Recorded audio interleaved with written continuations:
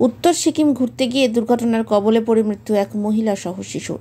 এলাকাবাসী সূত্রে খবর, গত 23 তারিখ নিউ ব্যারাকপুরের সুকান্ত সরণির বাসিন্দা শোভন শাসমল সহ তার স্ত্রী পিয়ালি শাসমল এবং তার মেয়ে উত্তর সিকিমের উদ্দেশ্যে বেড়াতে যায়।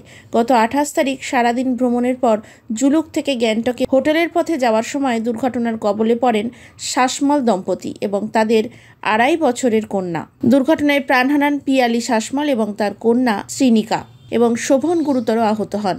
বর্তমানে শুভম সহ গাড়ির চালক গ্যাংটক হাসপাতালে চিকিৎসাধীন এবং তার স্ত্রী এবং মেয়ের দেহ হাসপাতালের মর্গে রয়েছে বলেই জানিয়েছেন এলাকাবাসীরা।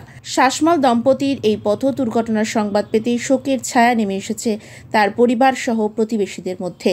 তারপর থেকেই প্রশাসনের সঙ্গে যোগাযোগ করে আহত শোভন সহ তার স্ত্রী এবং সন্তানকে তাদের নিজের বাসভবন নিউ ব্যারাকপুরের সুকান্ত সরণিতে আনার চেষ্টা চালানো হচ্ছে।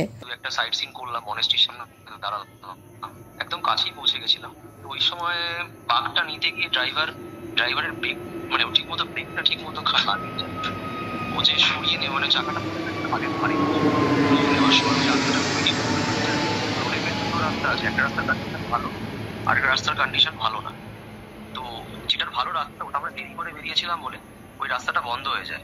আচ্ছা, ওই জন্য আমাদের খারাপ রাস্তা দিয়ে আসতে হয়েছে, মানে যে রাস্তাটা সবেমাত্র তৈরি হচ্ছিল বেসিক্যালি।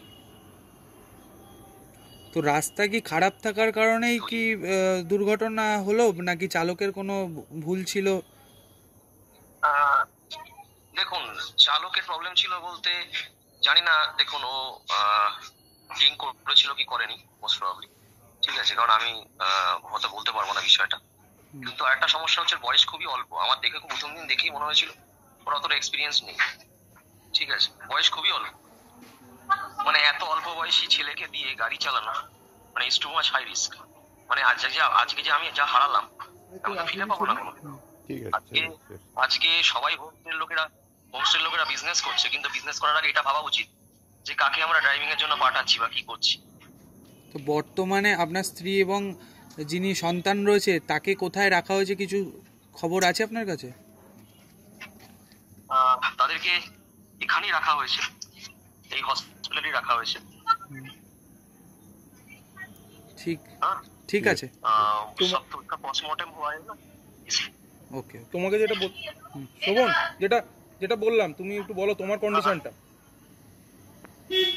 হ্যাঁ, দেখুন, আমার একটাই রিকোয়েস্ট, মানে মুখ্যমন্ত্রীর কাছে বা সবার কাছে একটা রিকোয়েস্ট, যদি আমার তো শেষার কিছু নেই, মানে আমার কাছে কিছু বেঁচে নেই, তো আমার ওয়াইফ আর মেয়ের বডিটা এবং সাথে আমি যে কন্ডিশনে আছি, যদি একটু এয়ার অ্যাম্বুলেন্স করে পাঠানোর ব্যবস্থা করা হয় এখান থেকে, এবং দাদারাও রয়েছে সাথে যারা ওরাও প্রচন্ড ভাবে